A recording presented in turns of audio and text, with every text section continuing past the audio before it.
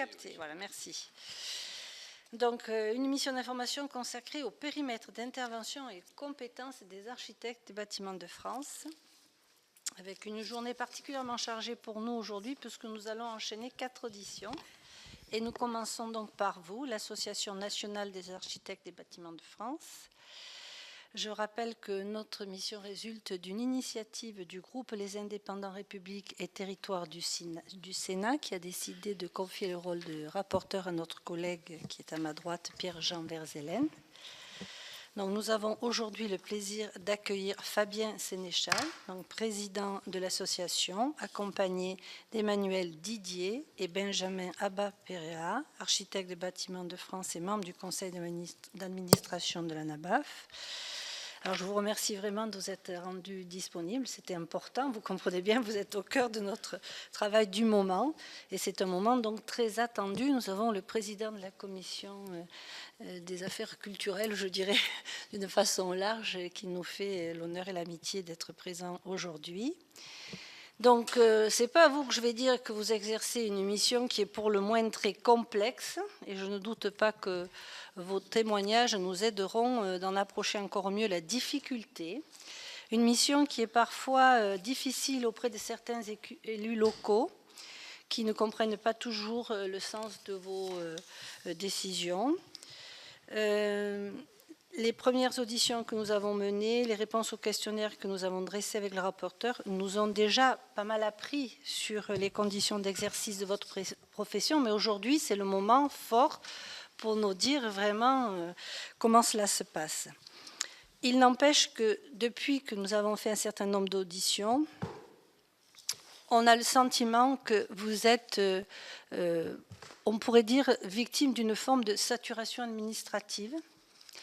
Votre intervention est en effet prévue par pas moins de 71 dispositions législatives et réglementaires, réparties dans 6 codes différents. Selon les données disponibles à ce jour, alors ça, j'aimerais en être certaine, vous serez à peu près 180, je crois, architectes des bâtiments de France, et le nombre de dossiers que vous avez à traiter par an serait de l'ordre de 500 000. On comprend vite que c'est une équation qui est très difficile à résoudre, soit un peu moins de 3 000 par personne par an, une moyenne de 13 dossiers par jour travaillé. Donc comment faites-vous ? Est-ce que vous hiérarchisez vos missions? C'est aussi un des axes ça a été un des axes du groupe de travail de la mission des UDAP de février 2024 qui a été évoqué longuement quand nous avons auditionné M. Jean-François Hébert. Donc ce que je vous propose, c'est d'abord d'ouvrir nos échanges par un propos liminaire d'une vingtaine de minutes, si ça vous va. Je crois que vous avez reçu un questionnaire également. Et puis, tout ce à quoi vous pouvez penser, mais que peut-être vous ne nous direz pas aujourd'hui, vous pouvez nous l'envoyer par écrit, ce sera le bienvenu. Et donc, je vais d'abord céder, je vais sur le pas céder la parole à M. Sénéchal.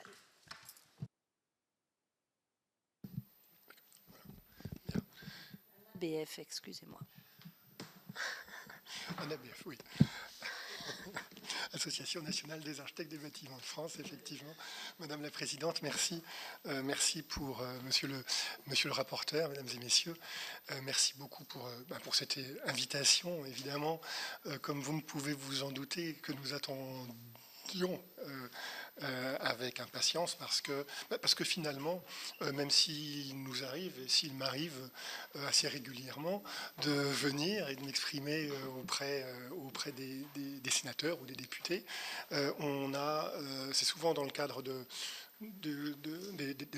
d'élaboration des lois ou des projets de loi et finalement assez rarement dans le cadre d'une mission qui va essayer de poser un petit peu le sujet, le cadre de nos missions et de notre travail. Donc je voulais vous en remercier.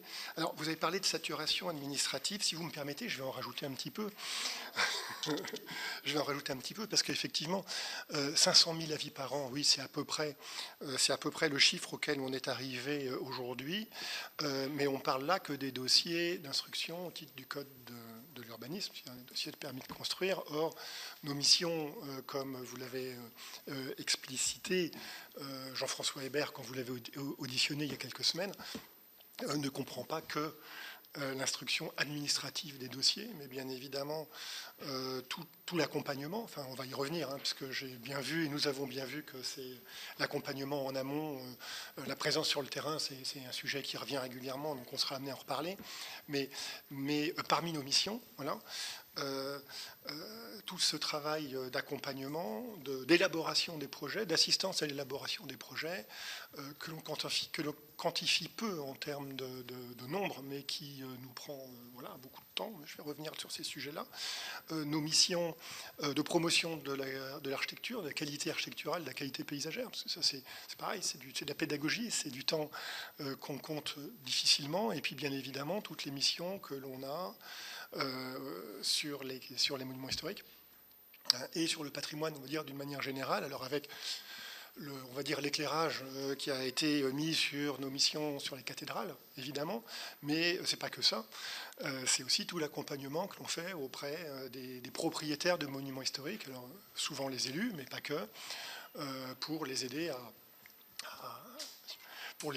à voilà, élaborer les programmes de travaux, à cibler le type de travaux effectués, à contrôler, parce que ça fait partie de nos missions, à contrôler les travaux qui sont faits sur les monuments historiques, et puis tout simplement à donner des conseils aux gens qui le sont, parce que, et c'est là un point de mon propos, enfin de notre propos liminaire qui paraît important, nous sommes des architectes.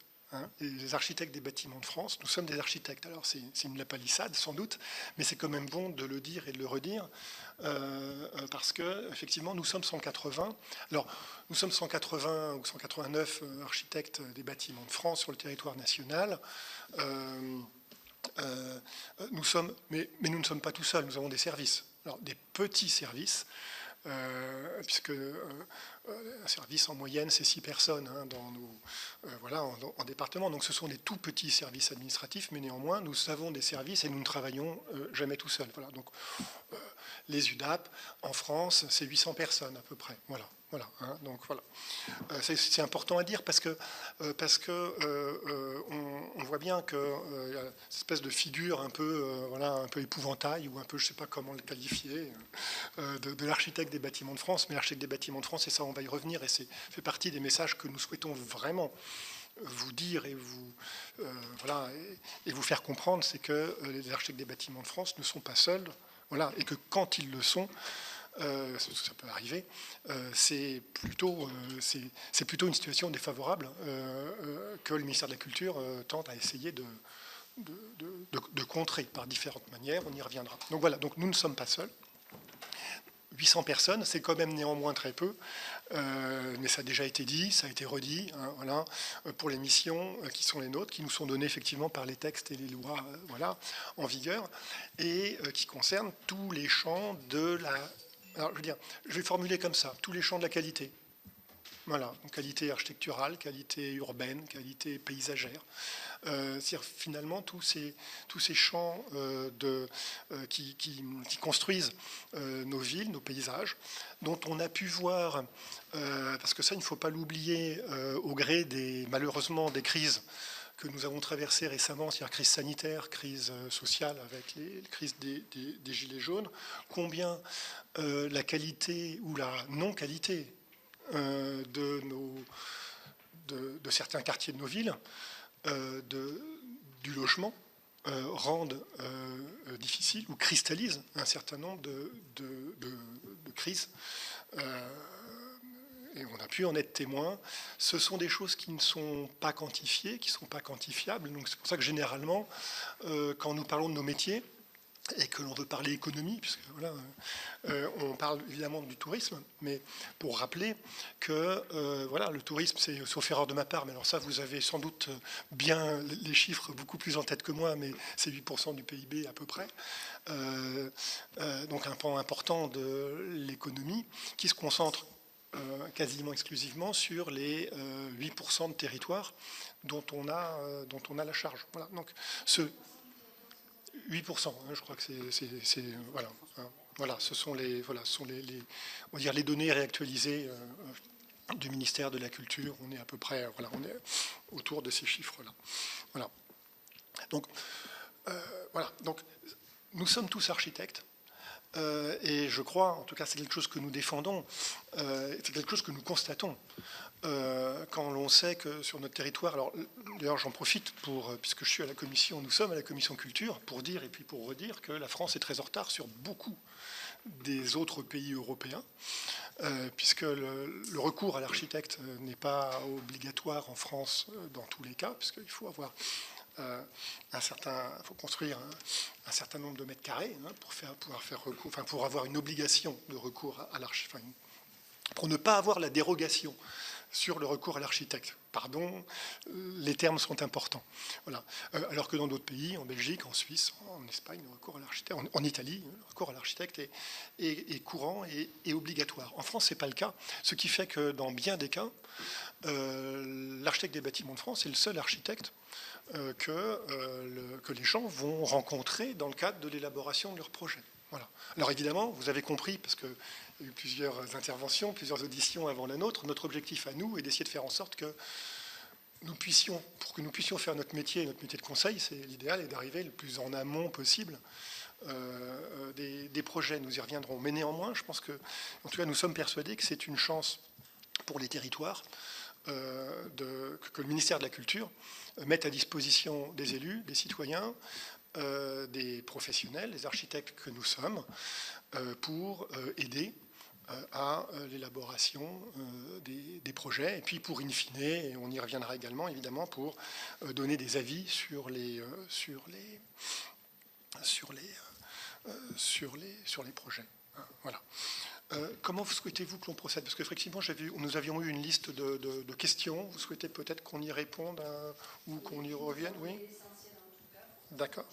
D'accord. Alors, évidemment, une fois qu'on a dit ça, on arrive assez vite à la question. C'était la première question. Alors, non, je vais commencer par votre question, Madame la Présidente. Vous avez posé une question sur le cumul, sur l'exercice de la maîtrise d'œuvre. Alors, effectivement, c'est quelque chose qui est important, qui n'existe plus.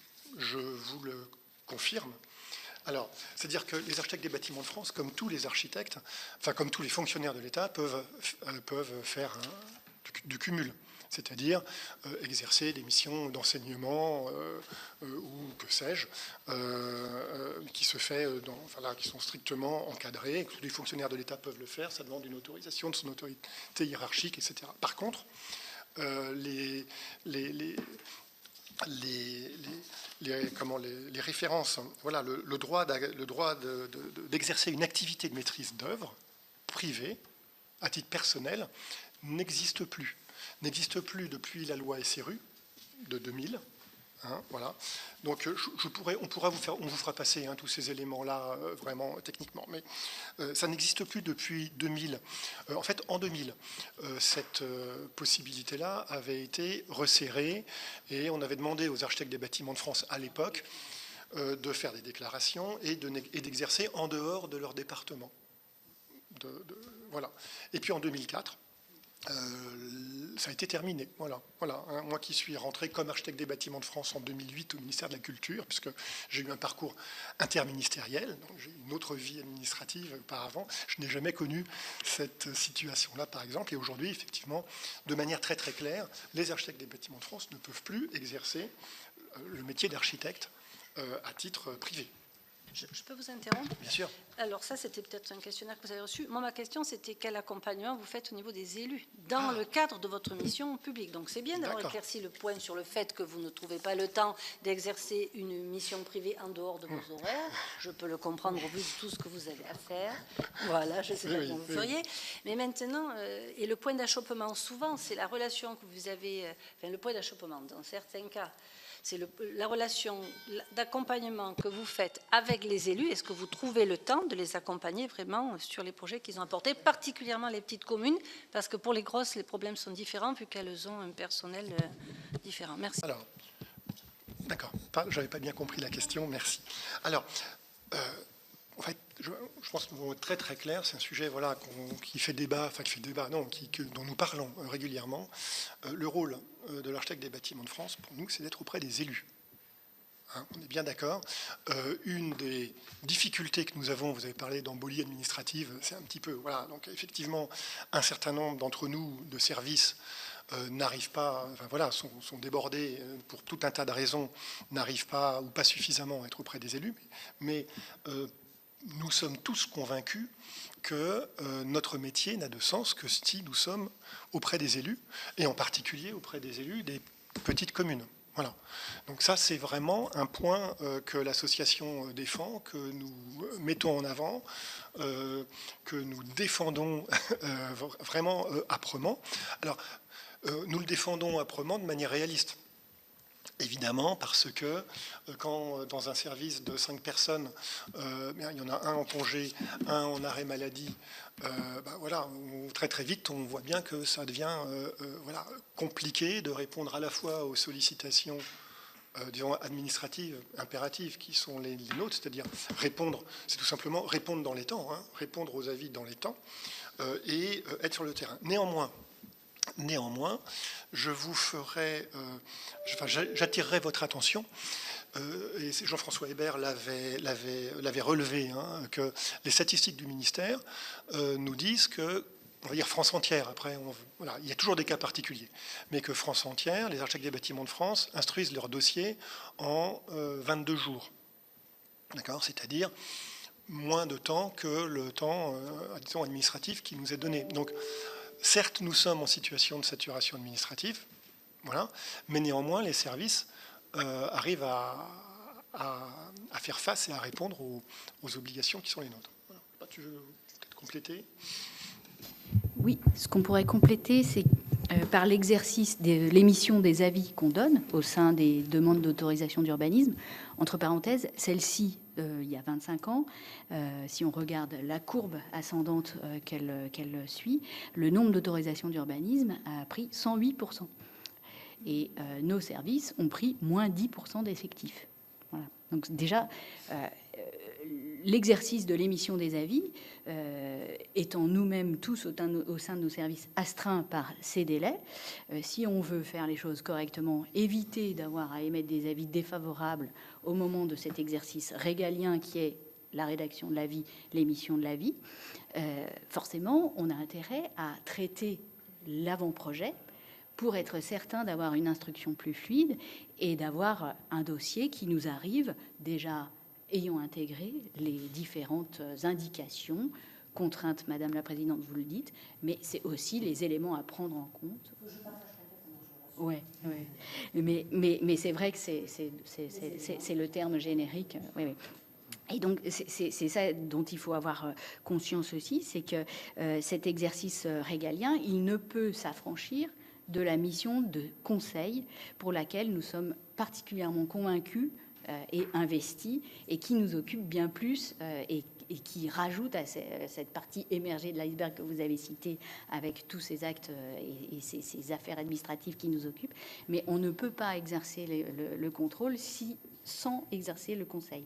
Et au service des élus, comme du particulier, mais l'action qui peut être la nôtre et vos services, ceux des responsables de services urbanisme, ils ont connu aussi cette recrudescence de nombre d'avis des permis à donner. Et donc, c'est plus par solidarité et puis par effet de mutualisation de nos forces qu'on peut être pertinent pour accompagner les responsables de territoire, vous-même élus, les services instructeurs, les responsables de services urbanisme. C'est en faisant de la collégialité, en préparant, en recevant les administrés, et puis au service des projets de territoire, essayer d'accompagner un élu. Ça n'est pas que accompagner son projet de demande d'urbanisme, ça peut être aussi accompagner son projet de territoire par le biais d'un document d'urbanisme et d'une meilleure prise en compte des enjeux du territoire, non seulement au sein du périmètre qui nous intéresse, parmi les 8% que Fabien Sénéchal citait tout à l'heure, mais également ça peut être au service des autres secteurs. Donc c'est une forme d'accompagnement.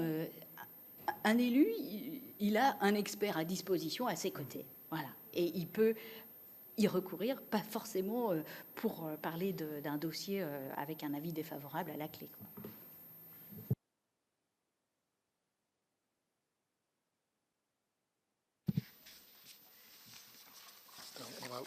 Voilà, si on... Pardon. Alors... parmi les questions, parmi les questions que porte, parce qu'on a évidemment entendu les différentes auditions, hein, voilà. La question de la prévisibilité des avis, mais on a commencé, voilà, Emmanuel Didier a commencé à en parler, mais la question de la prévisibilité, effectivement, des avis, elle est majeure. Voilà. Une des clés, pour nous, une des clés, Emmanuel vient de le dire, c'est le travail en amont. Voilà. C'est-à-dire plus on va travailler en amont, plus on va être capable de travailler, de recevoir les demandeurs, de discuter avec un élu en amont, plus on va, mieux on va réussir à donner de la lisibilité, de la prévisibilité aux avis. J'ajouterais, et c'est un point qui est important, je disais tout à l'heure que nous sommes tous des architectes, ça veut dire que nous avons tous dans l'ADN le fait de faire des projets, et si vous me permettez cette liberté d'expression, le fait de sortir des projets. Ça veut dire que quand on fait un avis défavorable sur un projet, c'est un échec. C'est le constat collectif d'un échec. Ça veut dire que la discussion, elle n'a pas eu lieu, qu'on n'a pas trouvé le terrain d'entente, qu'on n'a pas réussi à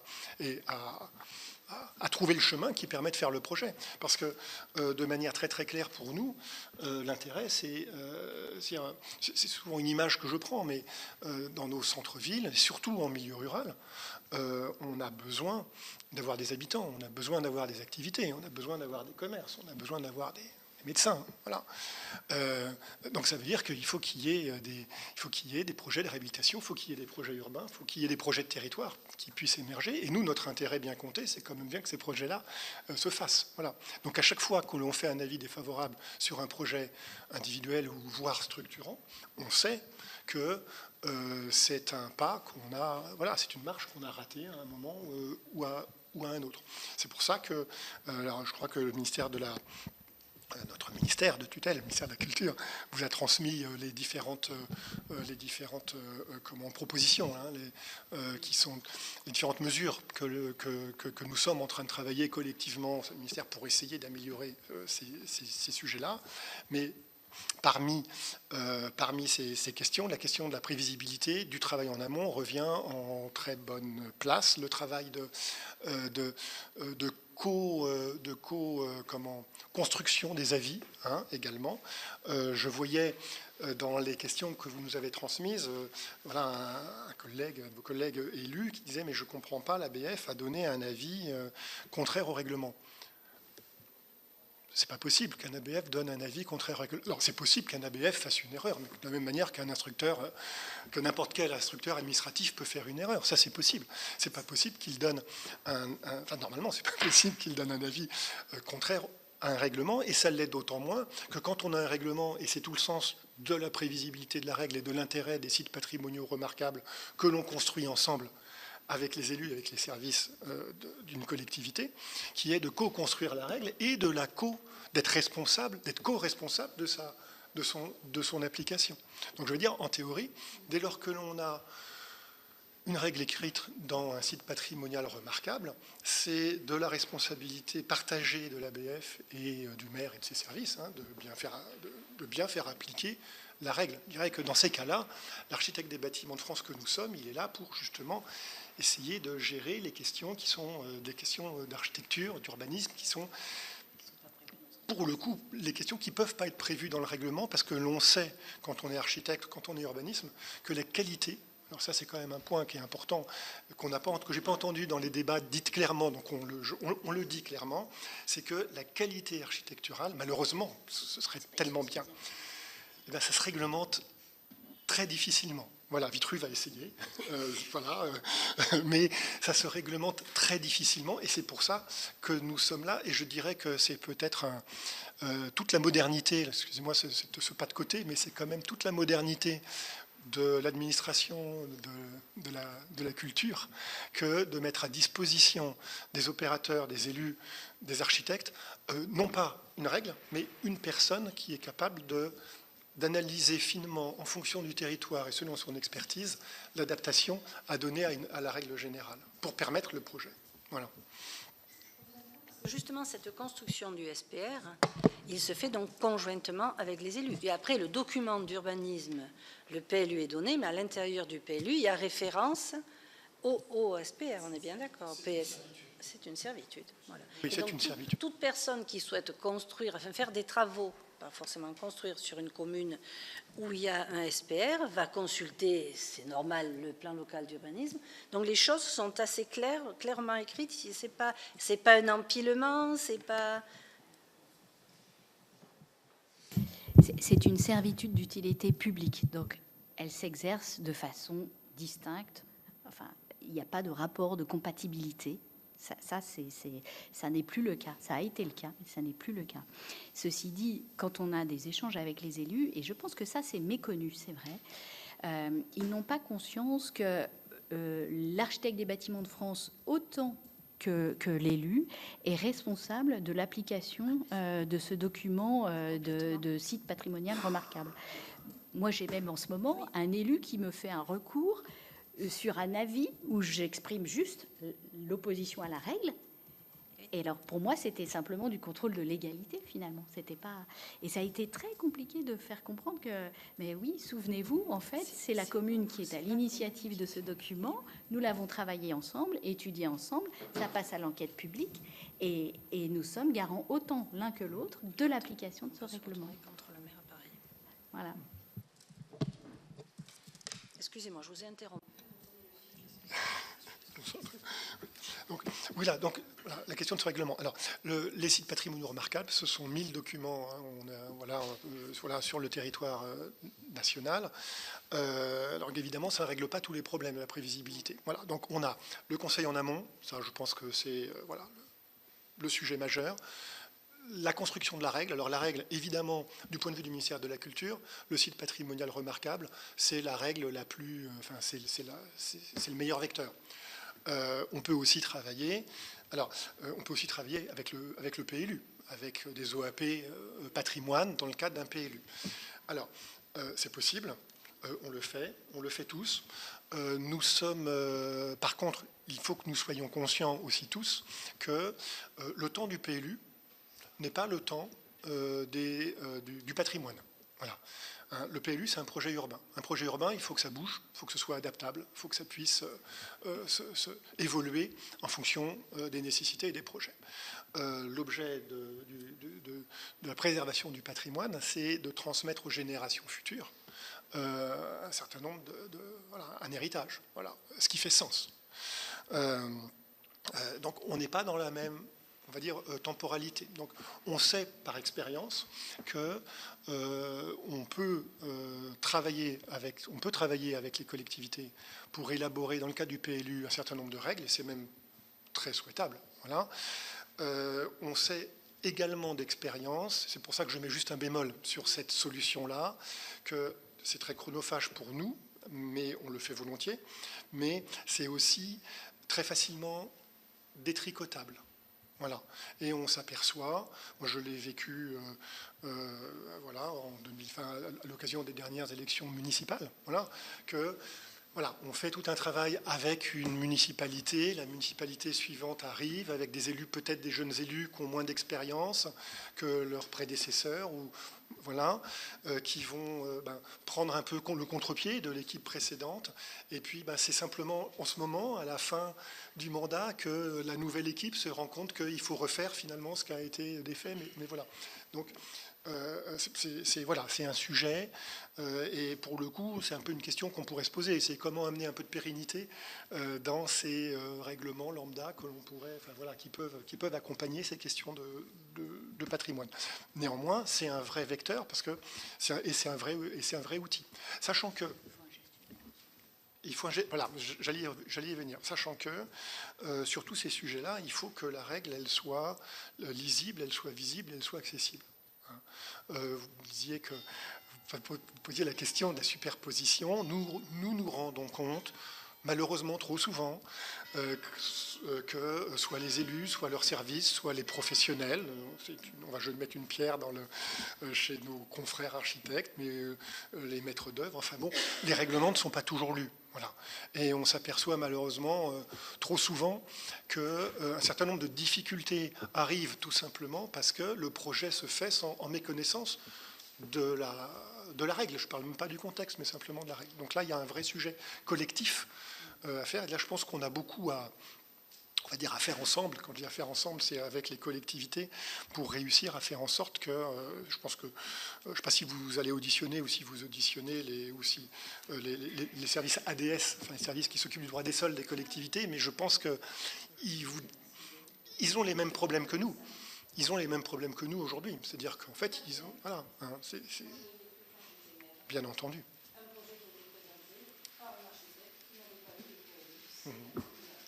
Oui. Les architectes, c'est encore souvent les architectes les lisent, mais malheureusement, comme je le disais tout à l'heure, 80% de la construction en France se fait sans architecte. Hein. Voilà, donc ça faut. Voilà. Alors, on est toujours dans le champ de la prévisibilité, pardon. Vous nous avez posé une question concernant les périmètres délimités des abords. Je fais attention au temps. Voilà. Alors. Oui, le périmètre délimité des abords, c'est-à-dire la modification de ce périmètre de 500 mètres autour des monuments historiques, aujourd'hui est probablement une réponse, disons, intelligente au sujet qui nous concerne, c'est-à-dire à la fois à la difficulté de lecture et de compréhension du cadre d'intervention des architectes des bâtiments de France, co-visible, pas co-visible, tout ça, c'est des choses qui sont complexes à dire, à comprendre pour tout le monde, hein, que ce soit les élus, les demandeurs, voilà. Je dirais quand même, en propos liminaire concernant le périmètre délimité des abords, que c'était pas mon avis au départ quand je suis rentré dans la fonction. Voilà, mais j'ai compris depuis.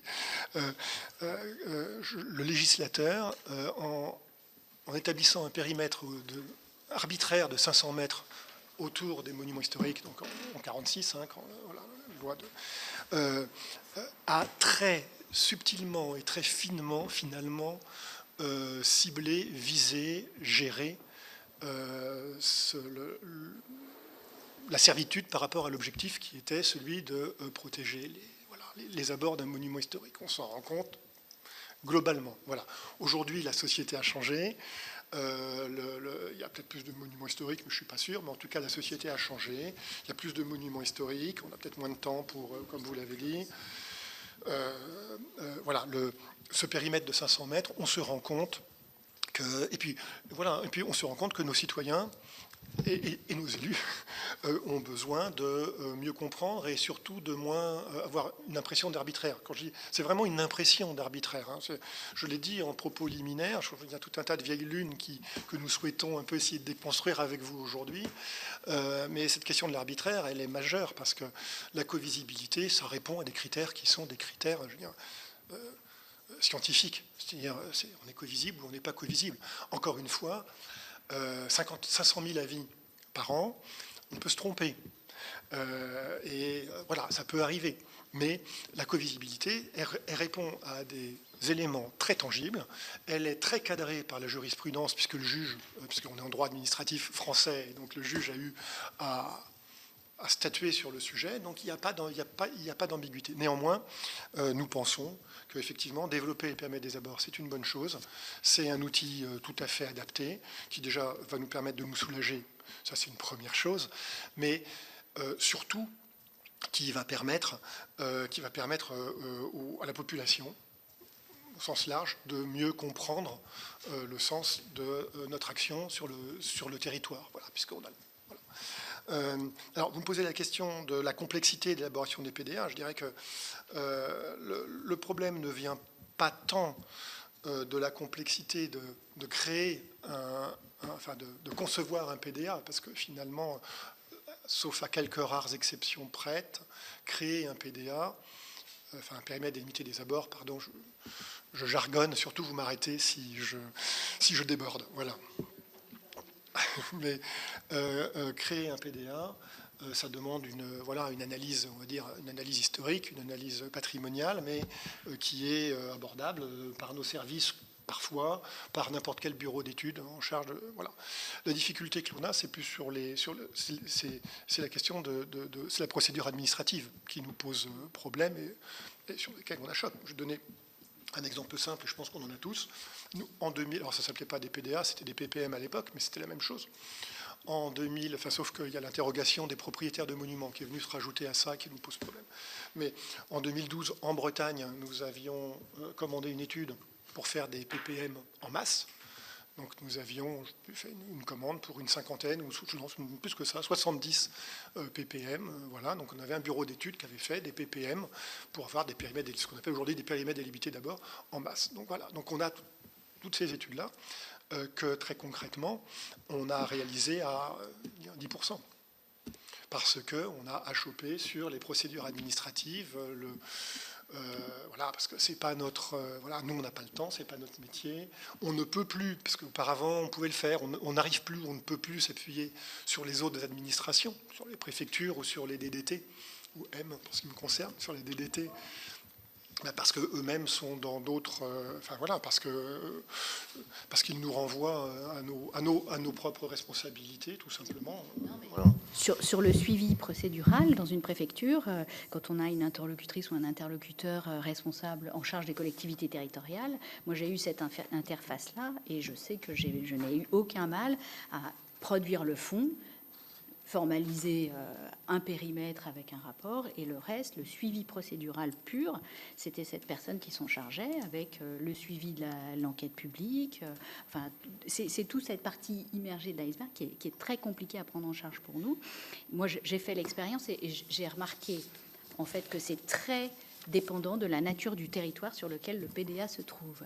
Dans un territoire à forte pression foncière comme celui que je peux connaître en métropole de Lyon, quand j'ai successivement chaque année une modification du document d'urbanisme, ça fait 2 modifications que je fais quand même passer avec 40 PDA que j'avais dans les tiroirs. Mais voilà, donc là, on massifie. C'est les PDA que j'arrive à faire en régie, en interne. C'est pas très compliqué. Dans des territoires urbains, on a à peu près vite compris comment les enjeux se distinguent. Tout ça, ça se discute, bien sûr, et c'est une vraie rencontre avec un élu pour le coup. On n'est pas sur un encore une fois, on ne part pas d'un avis défavorable. On est là à écrire ensemble les enjeux qui se trouvent autour du monument, les enjeux qui caractérisent ce tissu, sa sensibilité. Si elle n'est pas co-visible, on peut avoir envie quand même de préserver un secteur patrimonialement sensible. Ce sont des échanges qui conduisent à finaliser un document prêt à passer à l'enquête publique. J'ai observé que dans des territoires ruraux, où on a ce même travail d'acculturation et de partage avec l'élu, la procédure, j'ai constaté, là j'étais heureuse d'avoir enfin finalisé un PDA au bout de 5 ans. Le PDA, il était prêt, donc ça ne m'empêche pas en off, si je puis dire, de le pratiquer. C'est-à-dire que moi-même, je reçois tous les dossiers dans l'ensemble du périmètre géométriquement parfait du cercle de 500 mètres. Et il y a des zones où je ne donne des avis sans enjeu, enfin sans observation, parce que je sais que c'est des secteurs que j'exclurais du futur PDA. Et en fait, c'est ça qui peut être aussi une façon intermédiaire de travailler, de montrer... voilà, d'apprendre à se connaître avec les responsables de territoire et de travailler en bonne confiance, de dire, voilà, les administrés vont être obligés de nous consulter pendant un moment, mais sachez que si on va au bout de la procédure, en tout cas, après, ils seront exemptés d'avoir une majoration de délai pour l'instruction du dossier. Et donc, 5 ans, c'est le début où on commence à parler du périmètre, voilà, faire quelques échanges, quelques ajustements, des arbitrages. On n'est pas toujours d'accord, mais voilà, c'est consensuel, c'est comme un contrat. C'est surtout aussi le moyen de qualifier le porter atteinte. Et porter atteinte au monument, ça, c'est quelque chose aussi. C'est comme la notion de covisibilité. Que nos interlocuteurs ont besoin de comprendre. Il faut beaucoup de pédagogie autour de ça. La loi LCAP, elle a permis de mieux protéger ce qui constituait le tissu et les abords environnant le monument. Donc ça n'est plus seulement le lien direct, c'est aussi ce qui constitue les couches intermédiaires. Et Fabien rappelait comment les 45 000 monuments historiques développent 45 000 abords de monuments historiques. Je rappelle que si aussi nos dossiers augmentent, c'est parce que les monuments historiques n'arrêtent pas d'être protégés, eux. Donc, plus il y a de monuments historiques protégés, plus il y a d'abords. Nous, ça ne nous pose pas de problème. On est bien sûr des patrimoniaux, donc on est très heureux de voir que le patrimoine de la France s'officialise de la sorte. Néanmoins, il y a des patrimoines récents du XXe siècle qui disposent d'abords qui ne sont pas du tout les mêmes que des abords de monuments historiques médiévaux. Donc, on n'a pas du tout les mêmes typologies. Et sur des abords de monuments qui datent du XXe siècle, l'hétérogénéité, les abords de villes, enfin, c'est vraiment des territoires urbains qui sont complètement différents, qui justifient en priorité que ces PDA, on les fasse à la source, dès le début. Et ça n'est pas encore tout à fait faisable parce que ce ne sont pas les mêmes arrêtés. Donc d'un côté, c'est pas la même temporalité. Et avec la métropole de Lyon, j'ai aussi essayé d'écourter au maximum. Par exemple, dire j'ai une protection tout de suite, j'ai présenté le PDA en séance de protection du monument. Eh bien là, je suis obligée d'attendre 2 ans avant que mon PDA soit en œuvre. Voilà un exemple. Donc les territoires ruraux, c'est aussi ceux-là où on a besoin le plus de coups de pouce, à la fois peut-être avec aussi des préfectures susceptibles d'avoir des moyens justement pour faire cette interface et ce suivi procédural. Dans une métropole comme Lyon, c'est vrai que les services de l'État sont un peu moins visibles. Ayant pratiqué dans un territoire rural, j'ai eu beaucoup plus d'occasion de travailler avec une DDT que ce l'est aujourd'hui.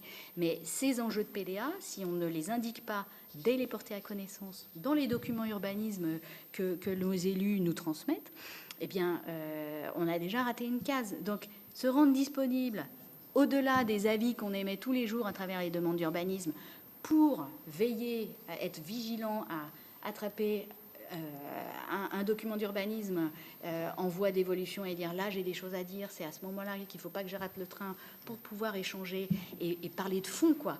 Plus de sens que d'affichage en disant bah oui bien sûr on va réduire le périmètre donc vous ne serez plus embêtés. Mais en fait s'appuyer sur des outils cartographiques qui permettent de dessiner un PDA.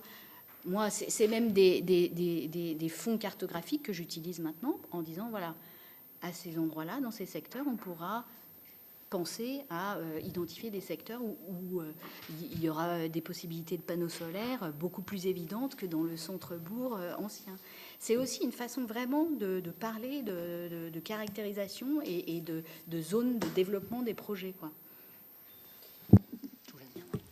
Peut-être pour compléter, ce qui est aussi très très intéressant avec le périmètre délimité des abords, c'est que on se rend compte qu'au final, c'est une servitude d'utilité publique qui n'est pas imposée puisqu'elle est co-construite effectivement avec les élus. Ça, c'est quelque chose de très important puisque certes, elle est validée par les architectes des bâtiments de France, cette zone de protection, mais elle est aussi votée en conseil municipal. Donc, il y a quand même vraiment un vrai échange qui s'installe entre les collectivités et les services de l'État. Et ce qui est intéressant avec cette co-construction, c'est qu'elle permet aussi de co-construire aussi la prévisibilité, on en parlait tout à l'heure. Ces périmètres délimités des abords, ils permettent de s'affranchir aussi de ce cercle de 500 mètres qui est parfois un peu vécu comme injuste par certains. Des parcelles se retrouvent coupées, il y a des éléments de ville qui se retrouvent pris dans ces périmètres et d'autres non. Le périmètre délimité des abords, il a cet avantage-là de s'affranchir de cette zone de 500 mètres, de passer au-delà de la question de la covisibilité, quand bien même elle est intégrée quand même dans les périmètres délimités des abords, mais elle prend aussi en compte la cohérence même du tissu bâti, et ça c'est essentiel, puisque au final c'est quelque chose que l'on peut retrouver dans les cercles de 500 mètres, cette injustice entre guillemets, entre un bout de rue qui n'est pas pris dedans et l'autre aussi. Et là en fait, à partir du moment où on a des périmètres qui sont intelligents, comme les périmètres délimités des abords, du coup les habitants aussi comprennent plus facilement pourquoi ils se retrouvent dans un espace protégé, puisqu'au final leur rue fait sens avec le monument historique, et ça c'est extrêmement important. D'accord. Les questions. Alors, simplement, je voulais, pour conclure ou pour terminer, enfin provisoirement peut-être, sur le périmètre délimité des abords, dire, puisque c'est que je crois que le ministre, non, c'est pas je crois, j'en suis à peu près sûr, le ministère de la Culture est en train à questionner la mission juridique du Conseil d'État pour voir comment on peut simplifier la procédure administrative. Parce qu'on a compris que, et puis c'est un peu l'écueil qu'on a depuis le début, on a compris qu'on ne pouvait pas supprimer l'enquête publique. Bon. Non. Ben non, mais bon, ça on a compris. Ben non, mais ça nous aurait simplifié la vie. Mais enfin, voilà. Ben oui. Non, mais quand je dis on a compris, je dis pas que c'est un mal qu'on puisse pas le faire, mais je dis simplement que on a compris qu'on pouvait pas ne pas le faire. Mais par contre, le ministère de la Culture se questionne sur la possibilité de massifier ces enquêtes publiques. C'est-à-dire, c'est des questions qu'on se pose régulièrement, plutôt que de faire des enquêtes publiques au PDA ou à la commune, de faire des PDA conjoints à l'échelle d'un territoire plus large, un EPCI, un département, une région, une nation, je ne sais pas. En tout cas, c'est une question qui mérite d'être creusée et posée, parce que voilà, ça pourrait nous permettre d'avancer un petit peu plus vite. Voilà. Le deuxième point de simplification que nous, on a en tête, alors si vous vous souvenez, c'est un sujet dont on avait beaucoup débattu au moment de la loi LCAP, mais c'est l'interrogation des propriétaires de monuments historiques. Voilà. On va dire que la procédure administrative de PDA demande au moment de l'élaboration du PDA, que le propriétaire du monument historique soit consulté, indépendamment de l'enquête publique durant laquelle il peut s'exprimer. Voilà. La plupart du temps, ça ne pose pas de difficultés majeures parce qu'on sait trouver le propriétaire du monument historique. Sauf quand tu as des copropriétés. C'est ce que j'allais dire, la plupart du temps. Mais dans un certain nombre de cas, ça pose des vrais sujets et des vraies difficultés quand on a des copropriétés, quand on a des propriétaires. Et pour le coup, ce sont des vrais biais juridiques parce que ça met des fragilités juridiques très très fortes dans la création des PDA. Donc ça fait partie des points qui pourraient être simplifiés et qui, je pense, nous permettraient d'avancer un petit peu sur ces sujets-là. Voilà. Alors, sur le temps, parce que peut-être quand même, je reviens là-dessus, si vous avez 5 minutes, simplement, sur le temps. Alors, on en a parlé tout à l'heure un petit peu, du temps dont on a pour assister les élus et du temps qu'on peut passer sur le territoire. Simplement, peut-être pour conclure ce propos liminaire qui prend un peu de temps, mais dire que je pense qu'on est tous là témoins de ces dispositions-là. C'est tout le temps que nous passons sur le terrain au service des élus, des administrés, c'est du temps que l'on gagne ensuite. Voilà. Emmanuel Didier me disait tout à l'heure que dans son département, elle réussit, moi j'en suis pas là, dans le Finistère. Voilà, vous voyez comme quoi on a tous des marges de progrès, et pourtant je croyais qu'on était plutôt pas mal. Mais avoir 80% des dossiers en avant-projet, voilà. Voilà. Alors nous avons une autre manière de faire en Bretagne, puisque sous l'impulsion de nos élus qui ont souhaité que nous restions à leur côté pour les assister pour l'entretien de leurs monuments historiques, en particulier de leurs églises, nous organisons territorialement avec nos collègues de la DRAC, enfin de la CRMH, des missions d'assistance à maîtrise d'ouvrage pour les aider à faire des diagnostics, pour les accompagner sur les petits travaux de réparation, de diagnostic sur leurs églises. Alors, évidemment, c'est le cœur de notre métier, professionnel de notre métier. On exerce notre métier d'architecte, mais ça permet aussi de discuter autrement. C'est notre manière de faire. Ça permet aussi de discuter autrement avec les élus et d'avoir un autre contact et un autre dialogue avec les élus que simplement sur des sujets d'urbanisme, de territoire, voire sur des avis défavorables qui pourraient fâcher. Voilà, c'est une autre relation, mais ça permet d'apprendre à se connaître, tout simplement. Donc après, ce sont des stratégies de services différentes. Voilà. Ceci dit, je précise, parce que c'est quand même... on peut avoir accès à une consultation préalable de multiples façons. C'est-à-dire qu'il y a juste envoyer un usager qui envoie son avant-projet par courriel ou par le biais de démarches simplifiées. On a quand même évolué, on a essayé de faire des outils numériques un peu plus agiles, mais qui ne sont pas accessibles à tous. Donc on reste présent aussi pour recevoir physiquement les demandeurs. Auprès des élus, c'est différent et il me semble, moi, que la collégialité, et c'est ce qui est très porté par les mesures que le ministère de la Culture a travaillé là récemment dans son plan d'action, La collégialité, ça veut dire quoi? C'est mettre en place au niveau des EPCI des commissions d'examen préalables des dossiers d'urbanisme. Et là où un confrère architecte arrive peut-être avec un grand projet communal qui est un ERP, alors sur lequel il a à régler les sujets de SSI, enfin de sécurité incendie, sur lequel il a des sujets à régler de réglementation thermique, sur lequel il a des sujets enfin tout un tas de contraintes là pour le coup, et que là l'architecte des bâtiments de France, quand il le voit en solo à part et qu'il en prend une couche supplémentaire alors qu'il a déjà figé tout son projet, là, c'est la catastrophe, effectivement. Alors que l'approche collégiale, elle a le mérite de mettre tout le monde autour de la table et pratiquer, comme je peux le faire avec un CAUE qui est dans le département du Rhône et de la métropole de Lyon, suivant une vraie méthode, et ça peut arriver jusqu'à 2 ou 3 séances.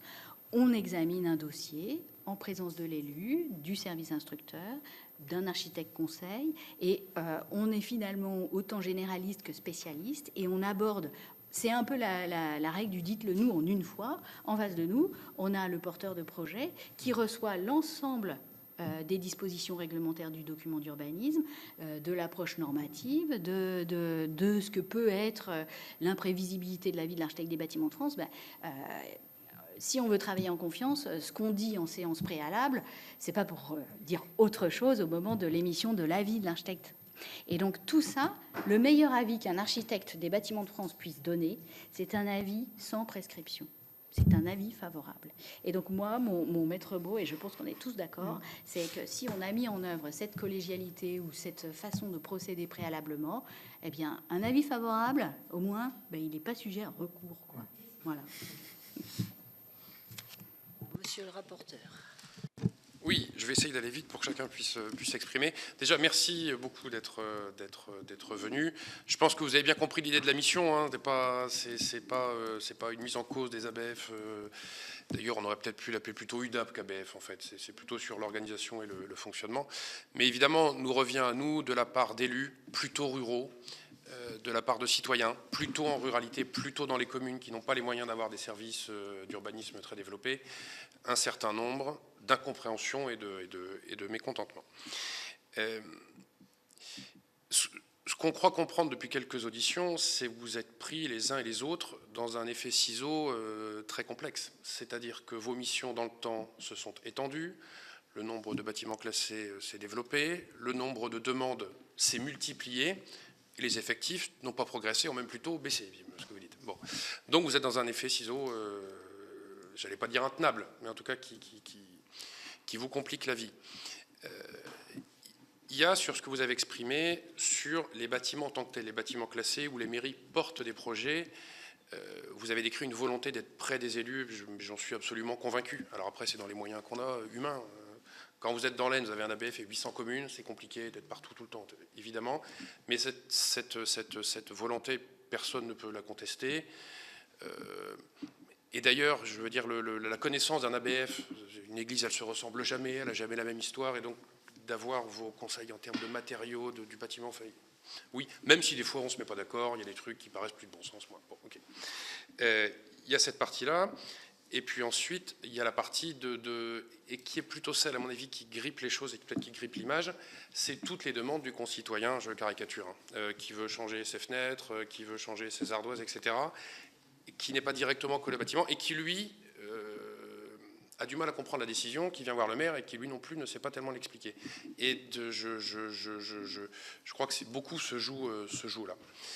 Tout ça pour vous demander à la fin, mais alors je ne sais pas si vous avez la liberté de parole de le dire, sur l'ensemble des missions qui vous sont confiées, est-ce que vous en voyez quelques-unes? Oui, tiens, si on me le retirait, ça me permettrait de me concentrer un peu plus sur la conservation du patrimoine classé, etc. Voilà, si vous avez un avis personnel à nous livrer, vraiment, ce sera avec plaisir.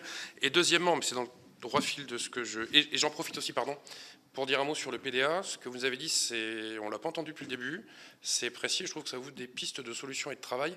Et d'ailleurs, dans les déplacements qui sont faits, je ne sais pas si dans les départements on peut aller voir une commune qui a porté un PDA, mais ce serait intéressant de voir ce qui pourrait être amélioré dans le truc. Bref, je reviens à ma seconde question sur... je terminerai à la fin sur la cohérence des décisions. Vous savez le truc dans un département du photovoltaïque, on en veut bien, dans le département voisin, on n'en veut pas. Bon. Et Ça a été abordé 2-3 fois dans les auditions, je ne sais plus par qui. C'était, alors peut-être pas sur le management des ABF, peut-être l'animation de l'ABF. En gros, est-ce qu'à l'échelle nationale, vous avez des messages, des réunions physiques, où vous voyez, on vous dit, bon, mesdames, messieurs les architectes, il faut plutôt prendre cette direction, et puis sur telle matière, on peut s'assouplir un peu, et puis sur du photovoltaïque, bon voilà, vous voyez l'idée de la question. Est-ce qu'il y a une vraie animation pour essayer de travailler une cohérence, même si à la fin, du patrimoine, c'est effectivement un truc très... Il y a une forme d'arbitraire contre lequel on ne peut pas lutter. Voilà, l'animation du réseau, c'était mes 2 questions.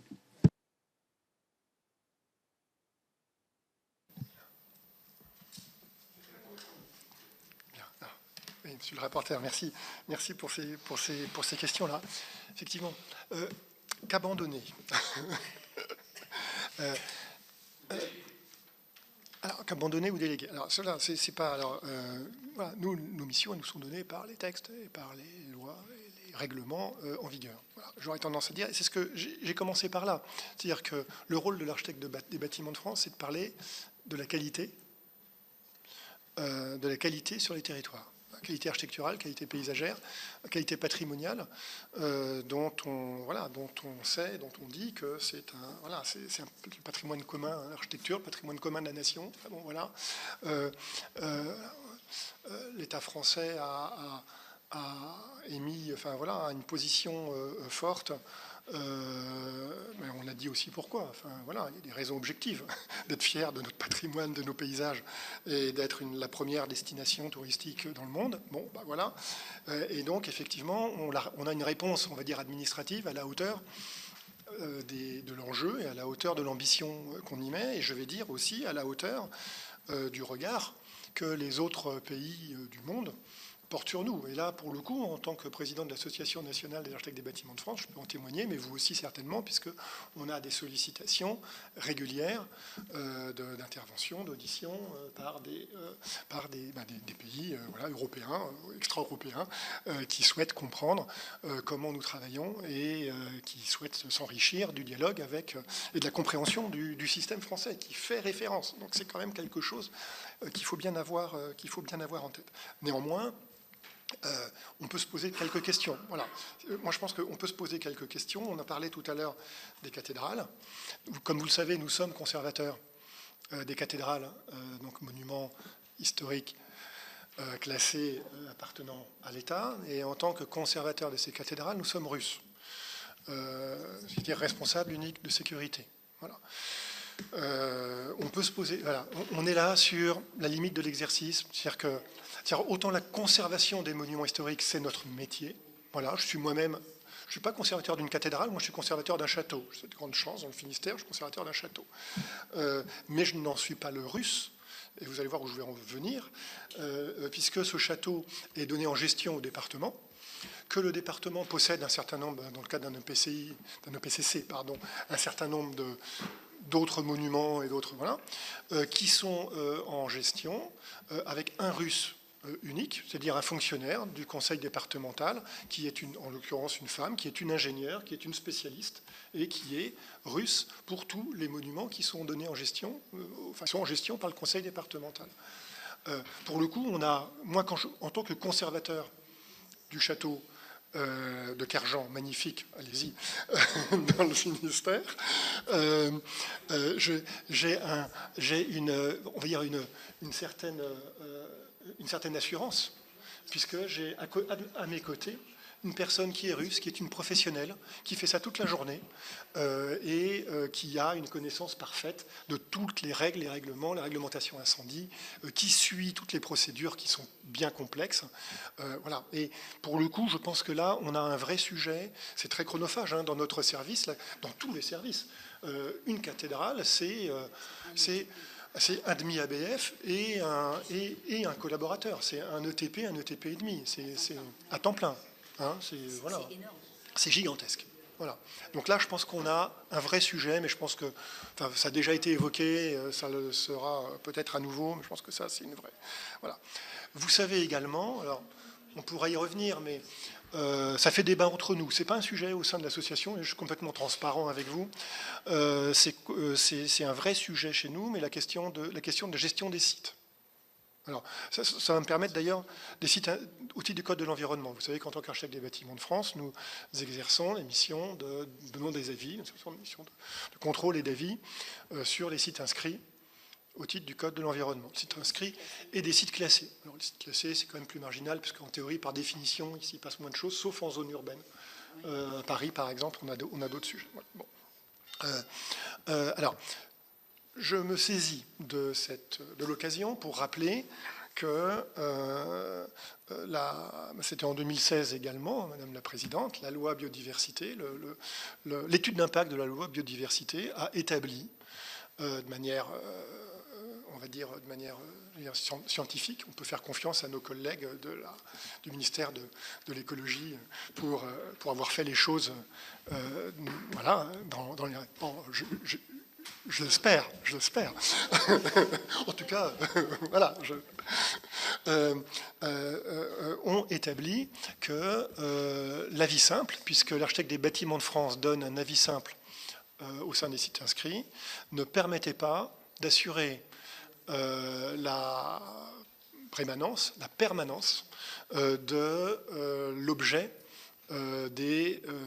pour lesquels on avait protégé et inscrit ces sites naturels. Voilà. Alors, il s'agit bien, ça se passe dans le temps, puisque c'est 1930, 2016, voilà. Hein.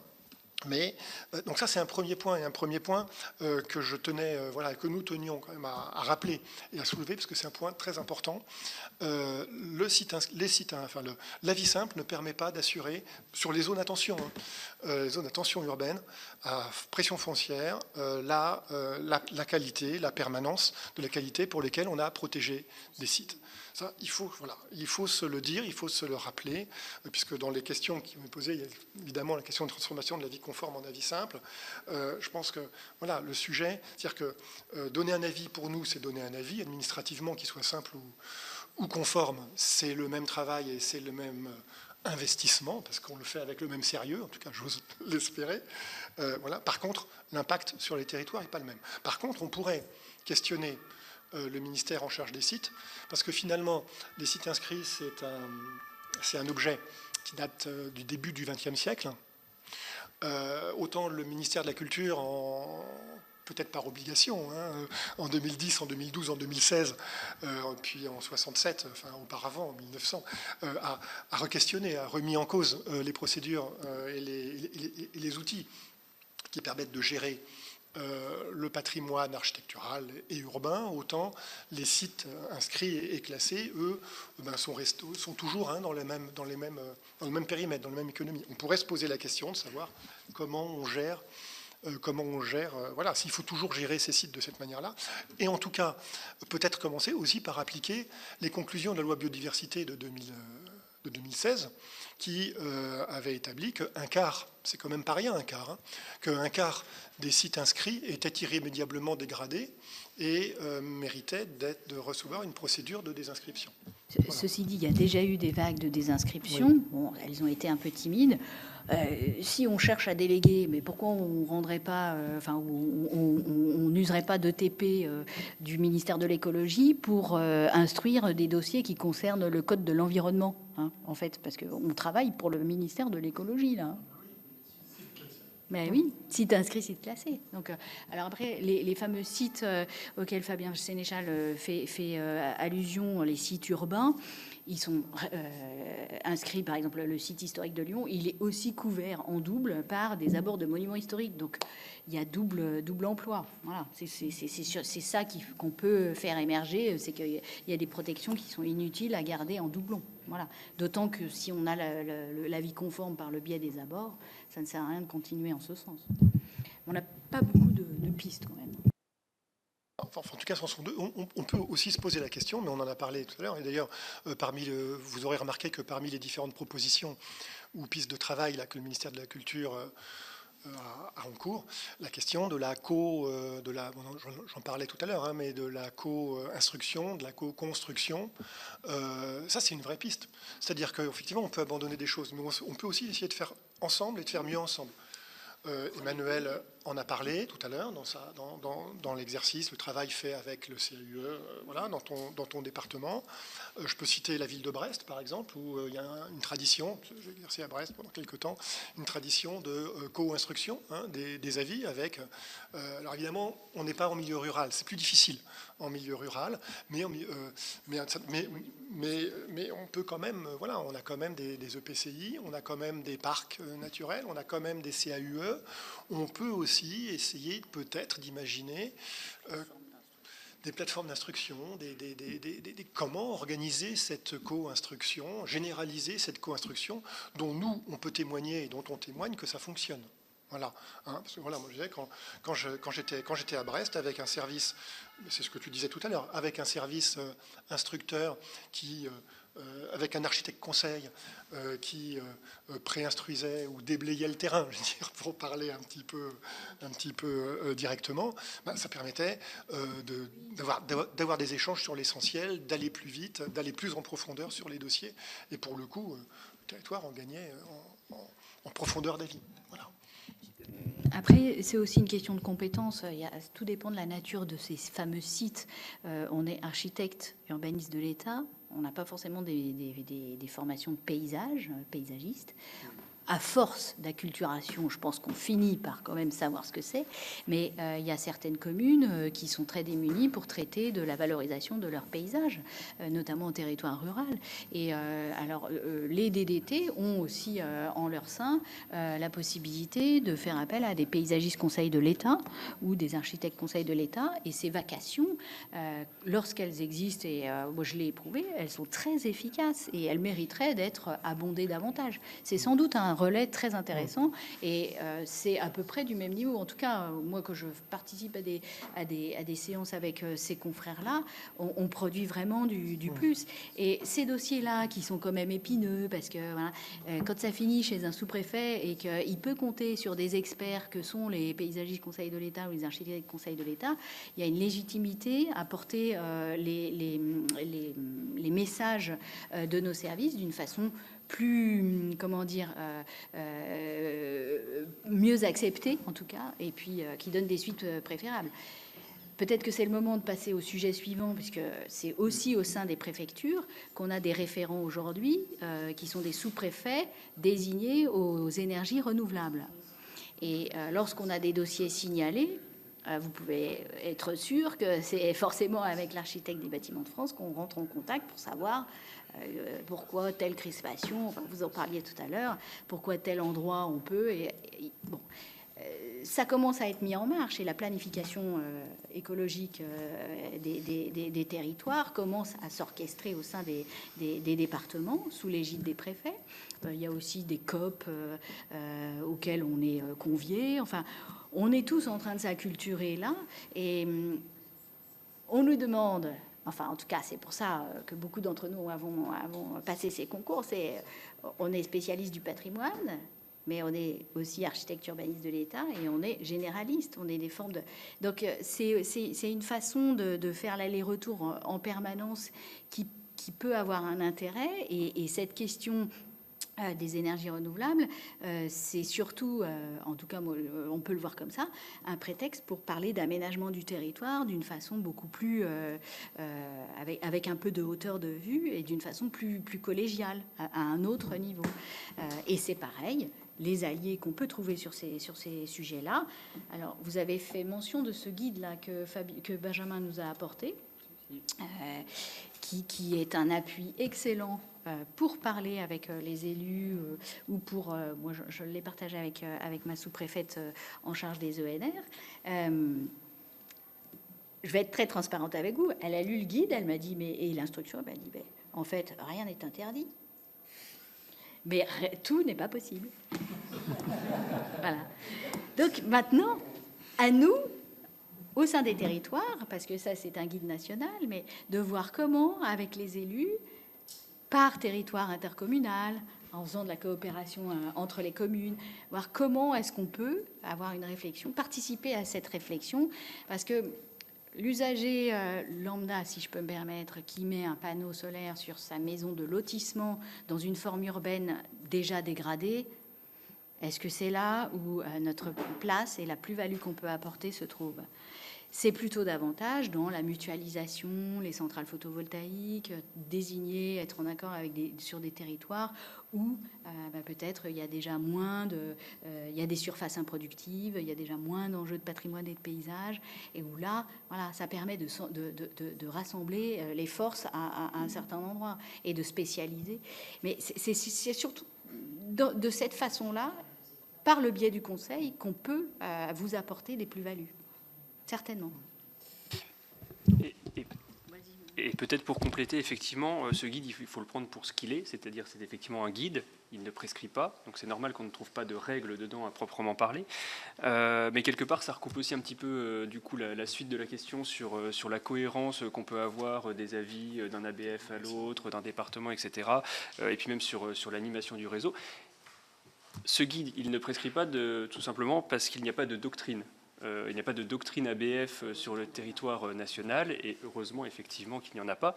Mais par contre, ce qui existe réellement, et c'était là votre question, oui, il y a une animation du réseau, oui, les ABF se rencontrent, et heureusement, et c'est aussi pour ça d'ailleurs qu'on milite pour qu'il y ait plus d'ABF, parce qu'effectivement, quand on sait qu'il y a un nombre considérable d'UDAP où l'ABF est seul, comme architecte urbaniste de l'État, enfin même comme architecte au sein du service, ça pose problème, puisque quand on est plusieurs par service, c'est pas uniquement pour répondre à une charge importante de dossiers, c'est aussi pour discuter.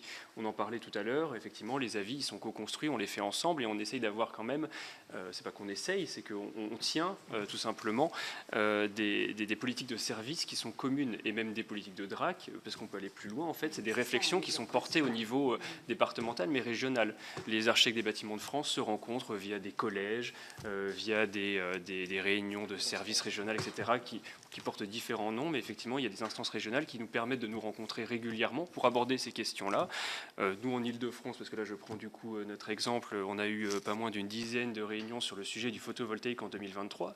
Donc, effectivement, je peux vous dire que oui, les questions liées à la transition énergétique, on les a brossées.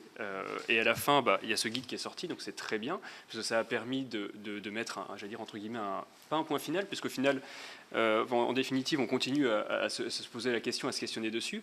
Et ce qui est intéressant quand même de voir, c'est que la position aussi des services, des UDAP, elle évolue avec le temps. La position des architectes des bâtiments de France sur le solaire, sur le photovoltaïque il y a 15 ans, il y a 10 ans, c'est pas la même qu'aujourd'hui. Et ça, c'est extrêmement important. C'est aussi pour ça qu'on n'a pas de doctrine, parce qu'au final, c'est quelque chose qui évolue sur le temps long. Et c'est quelque chose à prendre en compte. Et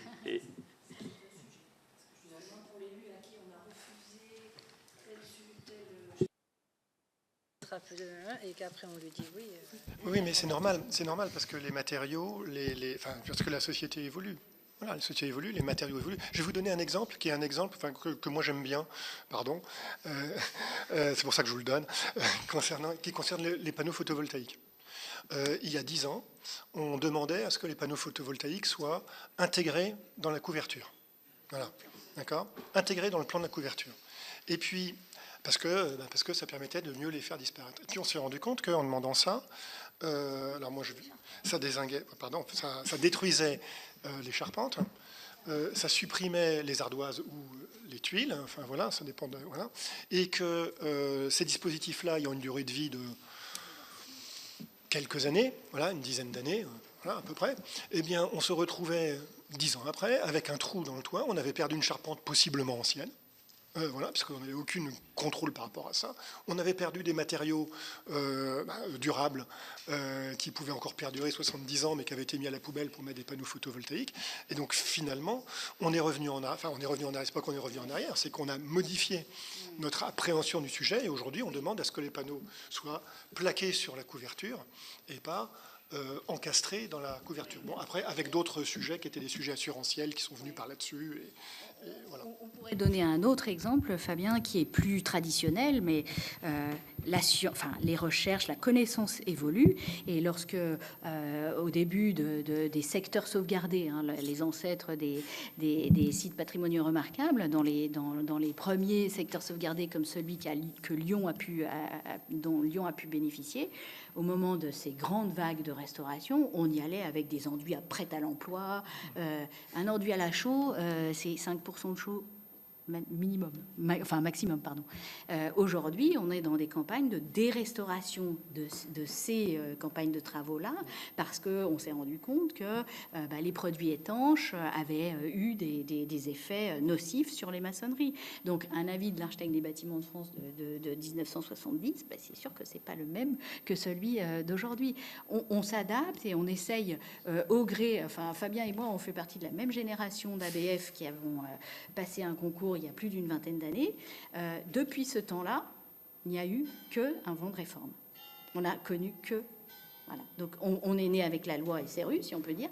Et ensuite, il y a eu la loi UH, il y a eu tout un tas de lois successives, les PPM, après on a eu la réforme du Code de l'urbanisme en 2007, les Grenelles, bref. Et on a eu de cesse de s'adapter. Donc, quelque part, voilà. Et le principe de réversibilité, qui peut illustrer l'exemple de Fabien, c'est aussi ça, quoi. C'est comment est-ce qu'on peut faire pour exprimer la valeur de durabilité que le patrimoine représente.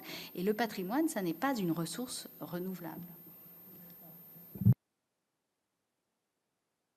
J'ai pour le moment 3 prises de parole. Sabine Drexler, Monique de Marco et Sonia de la Provôté. Merci beaucoup. Alors j'ai une question. J'aimerais savoir si vous pensez que les ABF devraient pouvoir exercer encore davantage une activité de conseil, même en secteur non protégé, au regard de l'accélération des atteintes portées au patrimoine depuis notamment la loi Climat et Résilience en 2021.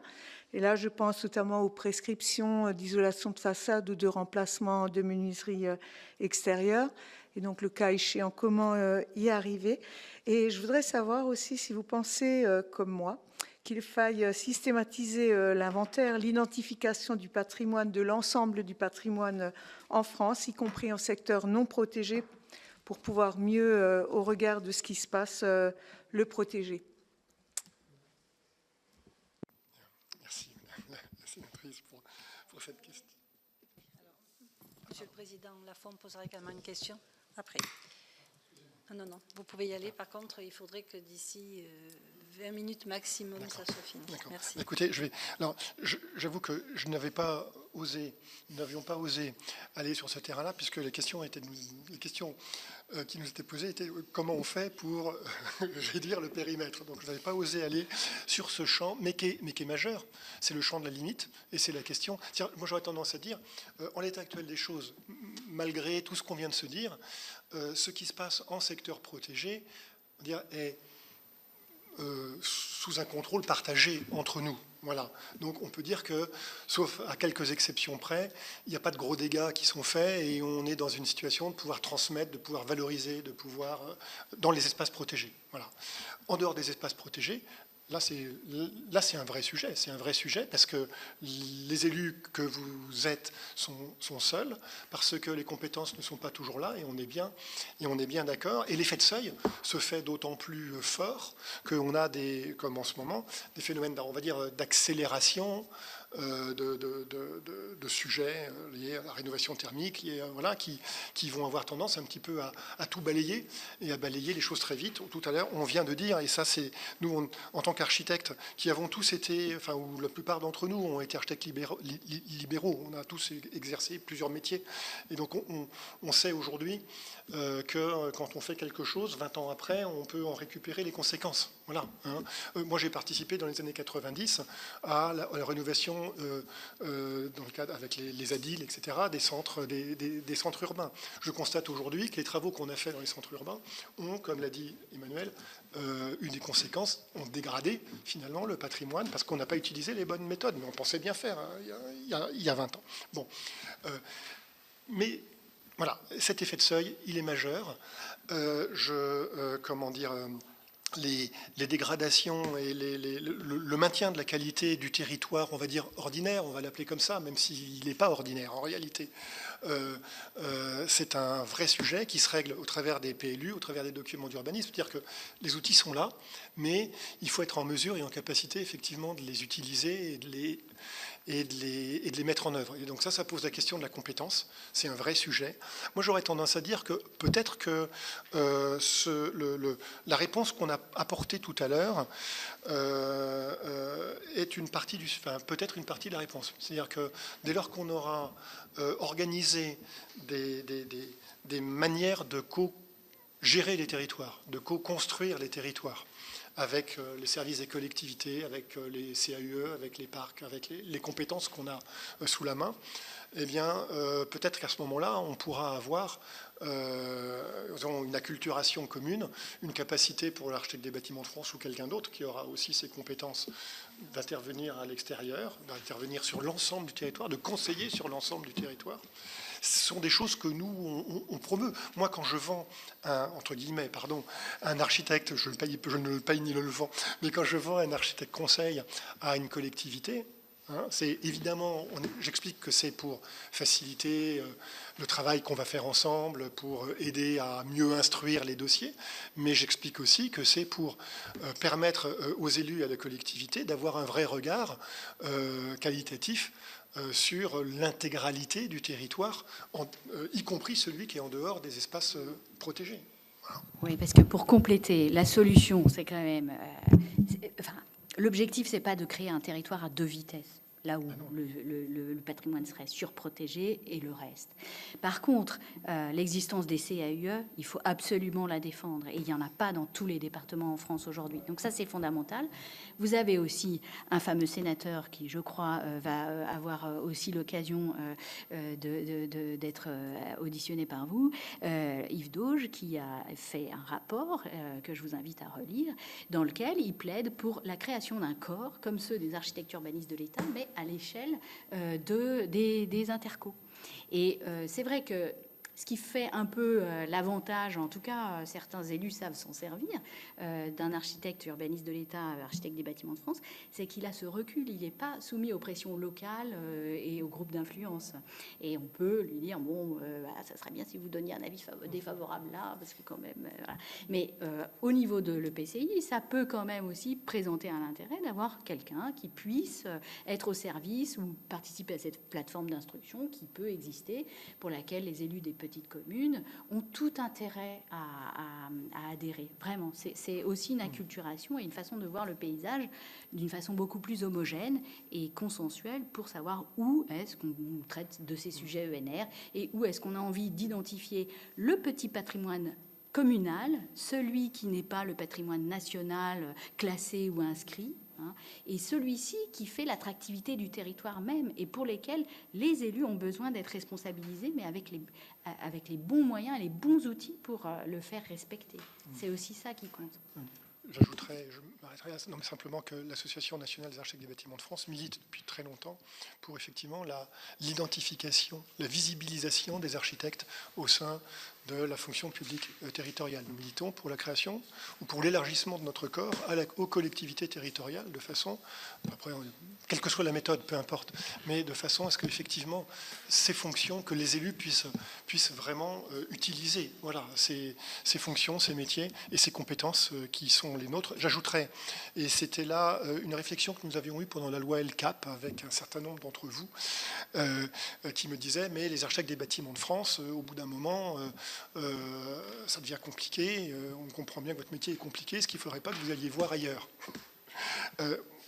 Sans doute serait-il intéressant de pouvoir organiser collectivement, permettre à des architectes des bâtiments de France et des architectes urbanistes de l'État d'aller, c'est possible aujourd'hui, mais ce n'est pas construit en termes de carrière, d'aller dans une collectivité territoriale, d'aller et puis de revenir comme architecte des bâtiments de France dans une autre territoire, c'est-à-dire de permettre au corps, à la fonction, de diversifier les possibilités d'intervention pour enrichir collectivement notre capacité à agir. Mais ça, je pense que Yves Dauge vous le rappellera.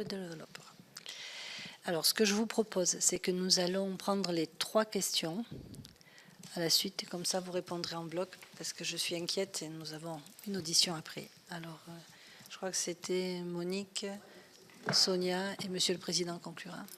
Merci pour vos explications, mais j'aurais voulu avoir des précisions concernant les ENR.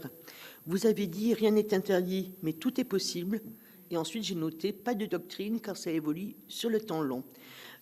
Donc, avez-vous, donc, par exemple, une approche par rapport au photovoltaïque, vous en avez parlé, mais également par rapport à l'éolien, par rapport au paysage? Et est-ce que vous avez la même approche si c'est des lignes à très haute tension, par exemple, sur le paysage? Mais comme, en définitive, on peut constater, permettez-moi de le dire, que selon l'interlocuteur, il n'y a pas la même approche concernant l'intégration, je prends moi, sur la zone urbaine de photovoltaïque. En cas de difficulté, même si la négociation n'a pas lieu, y a-t-il un recours supérieur? Parce que comme il n'y a pas de doctrine vraiment très établie, je n'ai pas connaissance de votre livret.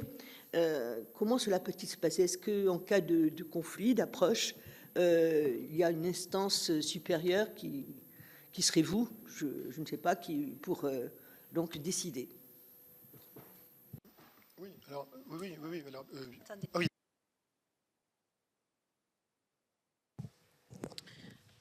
Oui, alors, moi j'ai deux questions. La première concerne les PLU et notamment le moment de rédaction des PADD, enfin du document préparatoire au préliminaire au PLU.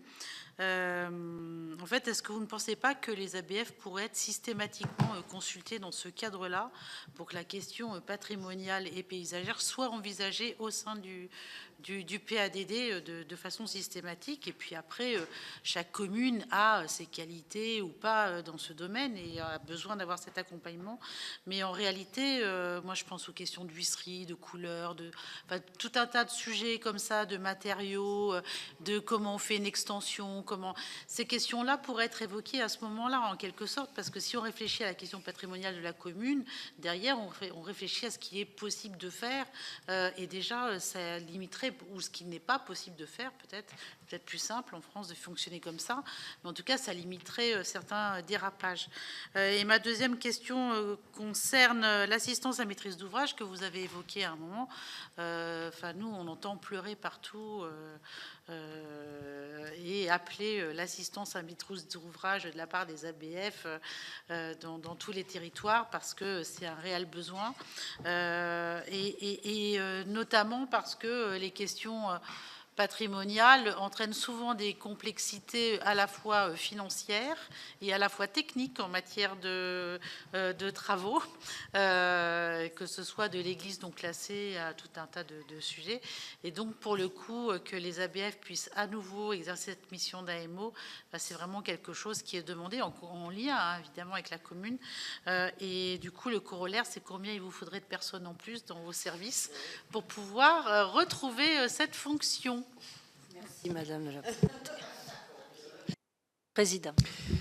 Merci d'abord pour toutes les réponses que vous avez apportées. Elles sont très précises et elles nous éclairent. Et évidemment, moi, je voudrais juste vous poser une question. Elle est un peu dans le prolongement de celle que vient de poser celui de la Provoté, mais pas tout à fait de la même façon. Est-ce que vous pourriez nous dire un peu en dynamique combien vous étiez il y a, je ne sais pas, 10 ans, 20 ans, et combien vous êtes aujourd'hui?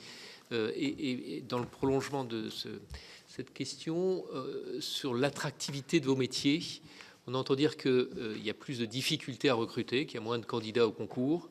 Est-ce que vous le confirmez ou pas? Et qu'est-ce qu'il faudrait faire pour rendre vos métiers plus attractifs? Alors, je vais... Merci pour toutes ces questions. Merci d'être concis. Et si vous estimez qu'il faut un complément par écrit, ne vous gênez pas, on est vraiment... On fera. Si vous nous le permettez, oui, nous compléterons. Plaisir. Voilà. Merci. Alors, sur la question voilà, des énergies renouvelables, voilà, je vous rappelle, mais ça a été abordé, je crois, mais le recours existe. C'est-à-dire que l'architecte des bâtiments de France, quand il émet un avis. Alors, il n'émet pas un avis ex abrupto, il émet un avis, c'est-à-dire que, vous avez compris, on discute entre nous, on a des instances régionales où on essaie d'élaborer des visions collectives, voilà, on a des guides. Alors, pour le coup, la loi, les débats de l'année dernière ont engagé une dynamique au sein de notre ministère et nous en sommes tout à fait heureux, puisqu'on a le guide sur le photovoltaïque qui est sorti et il ne nous apprend rien, le guide sur le photovoltaïque, mais il permet de communiquer sur le fait que nous sommes tous d'accord avec ce qu'il y a dedans. Il y a d'autres guides qui vont sortir, un guide sur le DPE, un guide sur... voilà, oui, ça vient. Alors c'est avec le CEREMA, c'est co-construit, mais pour le coup, on arrive à travailler avec le ministère d'à côté, qui est mon ancien ministère de tutelle d'ailleurs, et j'en suis absolument ravi pour ça aussi. Voilà. Nous avons travaillé avec l'ANA pour un guide pour prendre en compte le patrimoine pour les conseillers MaPrimeRénov'. Vous savez, il y a un autre guide qui est en train d'être fait, pareil avec l'ANA, mais pour l'élargissement des critères de prise en compte de l'ANA, puisqu'aujourd'hui on est bloqué par un certain nombre de sujets, on est obligé de prendre des biais, et puis également un autre guide pour l'amélioration des performances énergétiques sur le bâti ancien. Voilà. Donc tout ça, ça existe, donc tout ça, ça nous donne un cadre. Voilà, les cadres, ils sont là, et c'est vrai que pour nous, le sujet, c'est plus de réussir à faire comprendre que quand nous émettons un avis, on l'émet dans un cadre qui est un cadre construit global, même s'il n'est pas exprimé par une règle, comme c'est le cas dans les périmètres. Et il y a un recours. Et je vais dire, le recours, alors on pourrait en reparler, on ne pourra pas en reparler maintenant, mais faire un recours, il n'y a rien de plus simple que faire un recours. Si un demandeur ou un maire n'est pas d'accord avec notre avis, il écrit un mail ou un courrier simple au préfet de région et le recours il est lancé. Et ensuite, une procédure qui vient.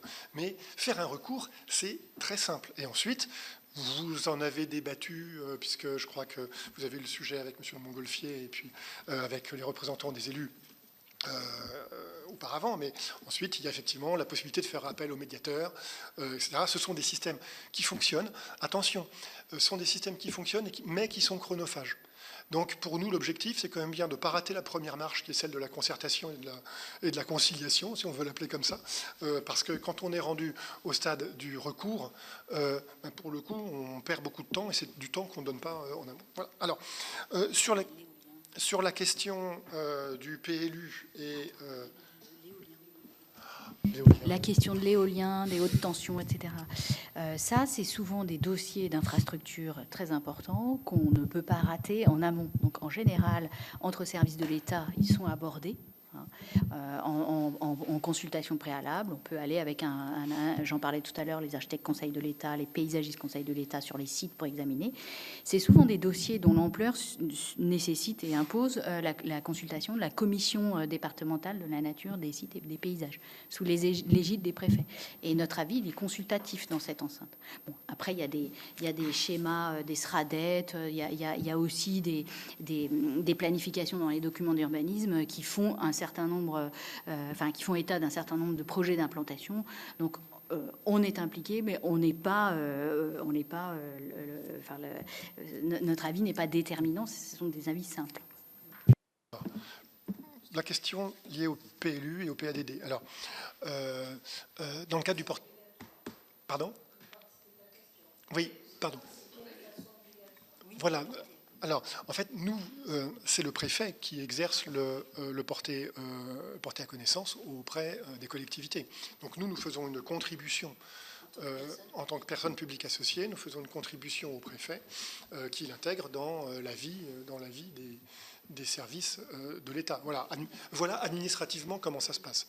La bonne solution est que souvent quand on est sur des communes à enjeu, le maire nous invite au stade de l'élaboration, et puis on essaye autant de faire ce peu, parce que c'est de participer avec nos collègues des CAUE, avec les architectes ou les paysagistes des parcs naturels, quand il y en a, avec toutes les bonnes volontés pour réussir à collectivement participer. Avec un point que l'on remarque, c'est, vous savez que les PLU et les PLUI maintenant sont des documents très difficiles à construire. Les bureaux d'études qui construisent ces documents ont beaucoup de compétences, mais généralement pas les nôtres. Mais oui, non mais voilà. Et l'écueil est... souvent l'écueil aujourd'hui il est là, et pour parler très crûment, moi je ne sais pas trouver dans le Grand Ouest un bureau d'études qui est capable de faire de faire un PLU avec une étude patrimoniale associée. Ça, c'est aussi un travail à élaborer conjointement avec les DDT qui sont aussi en prise avec les communes pour les accompagner dans l'élaboration de leurs documents d'urbanisme. Toute une méthodologie à mettre en place en conseillant un élu, en lui disant voilà, les compétences attendues pour un bureau d'études pluridisciplinaire, il faut que vous ayez bien sûr de l'environnement, mais aussi il faut du patrimoine, il faut du paysage, il faut de l'habitat. Mais ça enchérit aussi longtemps le coût du PLU. C'est toujours ce problème. Aujourd'hui, on dépoussière des PLU parce que vous le disiez tout à l'heure, c'est des usines à gaz. Oui. Ah bah oui, on peut le... Voilà. Tout l'enjeu, et vous avez sollicité nos idées pour gagner du temps parce qu'on est submergé, mais on prend les choses les unes après les autres. Mais ceci dit, je parlais d'outils cartographiques et comment s'appuyer sur un regard du territoire un peu fin, c'est aussi ça, c'est hiérarchiser les différents enjeux qui se trouvent sur les communes et aller auprès des collectivités les plus nécessiteuses, celles qui ont le moins d'ingénierie possible, hein, c'est ça la vocation aussi du service public. Celles qui ont les moyens de se payer des architectes du patrimoine, des architectes, celles-ci, on peut se relayer sur elles pour porter nos messages. Mais les autres, oui, il y a des toutes petites communes du fin fond de nos départements où on peut être aux côtés du maire pour s'asseoir et lui dire, bon, alors votre PLU, en fait, en gros, les zonages, etc. Porter ce regard beaucoup plus accompagnateur. Et c'est vraiment une forme de différenciation sur ces territoires départementaux qu'il faut qu'on s'efforce d'avoir. C'est une autre forme d'équité, en fait, en fonction des moyens à disposition. Je vous demande vraiment de conclure sur les questions du président. Oui, parce que tout à fait. Tout à fait. Alors, évidemment, sur la question de l'AMO, vous avez bien compris que, voilà, la question de l'AMO, c'est un sujet expérimental, on va dire, en Bretagne depuis une dizaine d'années, hein, puisque nous expérimentons depuis 2009-2010 la possibilité d'accompagner les collectivités. Je pense que ce serait peut-être intéressant d'en tirer les conclusions, mais je pense qu'aucun élu breton n'abandonnerait les missions que l'on fait pour eux, et on s'aperçoit bon an mal an que le bénéfice, que le temps que l'on perd à exercer cette mission, en tout cas c'est notre conviction à nous, on le regagne par ailleurs de manière informelle, mais on le regagne par ailleurs. Voilà. Bon. Par contre, voilà, c'est un vrai, voilà, on a une vraie tension. J'ajouterais, parce que vous avez posé la question de l'attractivité, et elle est réelle. On a un vrai problème de recrutement et un vrai problème d'attractivité. Mais c'est pas très étonnant. C'est-à-dire que quand nos confrères architectes voient le travail et les conditions dans lesquelles on exerce le travail, alors évidemment, il y a toujours ceux qui vont avoir envie d'y aller, mais on va dire que ça donne pas forcément envie, et surtout ça donne pas forcément envie. Donc je pense que une des questions, c'est voilà, il faut améliorer les conditions de travail, améliorer les conditions de travail dans les services. On a des questions de rémunération aussi qui sont pas neutres. On a de notre côté un vrai sujet à faire avec les écoles d'architecture. Parce qu'on est encore... et c'est un sujet qu'on partage complètement avec Christine Lecomte et avec le CNOA, de dire qu'on peut être architecte, on peut exercer son métier d'architecte en étant architecte au sein d'une maîtrise d'ouvrage ou d'un service de l'État, et on peut être pleinement architecte en exerçant ces missions-là. Mais ça, c'est des choses qu'il faut aussi transmettre à nos étudiants, et aujourd'hui ça commence, hein, ça vient, mais enfin bon, c'est pas encore tout à fait ça. Voilà. Et puis pour conclure, puisque vous m'avez posé la question, combien nous faudrait-il de personnel en plus?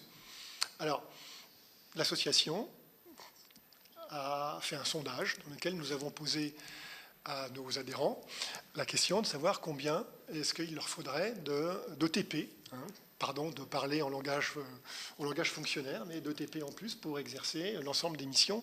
Et on avait en tête, quand on a posé cette question, petite ville de demain, village d'avenir, rénovation énergétique du bâti, enfin voilà, tous ces sujets-là, hein, tous ces sujets-là qui sont majeurs. Voilà. La réponse, c'était 1 à 1,5. Voilà. C'était 1 à 1,5. Mais enfin bon, on va dire 1,5. On va dire 1,5. Voilà. Voilà. Par UDAP, bien sûr. Par UDAP. Non, mais par UDAP. Mais ce ce qui me semble, ce n'est pas dans l'air du temps, mais c'est quand même très très modeste à l'échelle des missions et des responsabilités qui sont.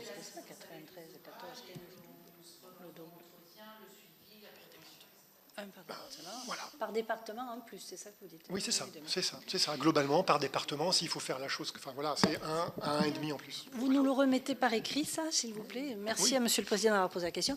Vincent, tu avais une bricole, mais vraiment une bricole, parce que c'est pas poli.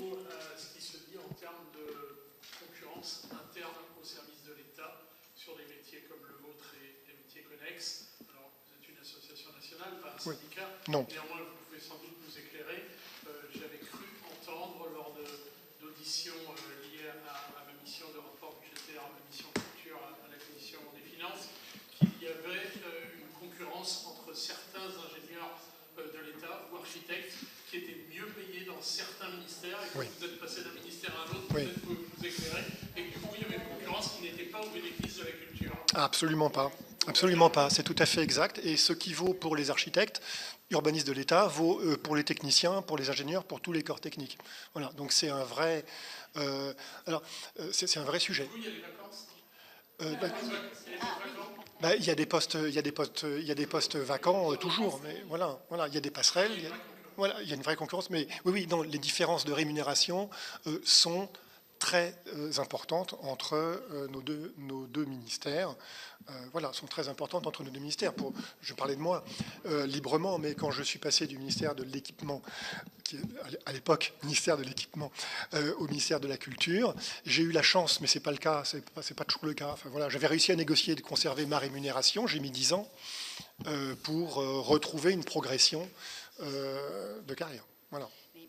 Pour juste finir, l'attractivité du métier d'architecte des bâtiments de France, elle a trait à ça. Elle a trait aussi au fait que quand même les concours de la fonction publique, d'une façon générale, sont en déshérence. Et que surtout, c'est l'image de l'architecte des bâtiments de France et de son service qui est délétère. Et c'est là-dessus qu'une des premières missions, une des premières mesures déclinées par le plan d'action, que le ministère va vraiment œuvrer pour valoriser, comment valoriser l'action de l'architecte des bâtiments de France à travers ces illustrations dont on a pu tenter de témoigner aujourd'hui. Oui. Je terminerai, si vous me le permettez, en disant que sur cette question de l'image et de la communication, nous avons vraiment besoin de vous, c'est-à-dire nous avons vraiment besoin des élus. Parce que nous émettons vraiment le souhait de pouvoir réussir à arriver à co-construire cette amélioration de l'image et du fait de faire ensemble. Voilà. Je crois que là, nous sommes à la Commission Culture. Je peux vous dire que nous avons toujours un œil bienveillant, globalement, de façon transpartisane, sur les ABF. Je vous remercie infiniment.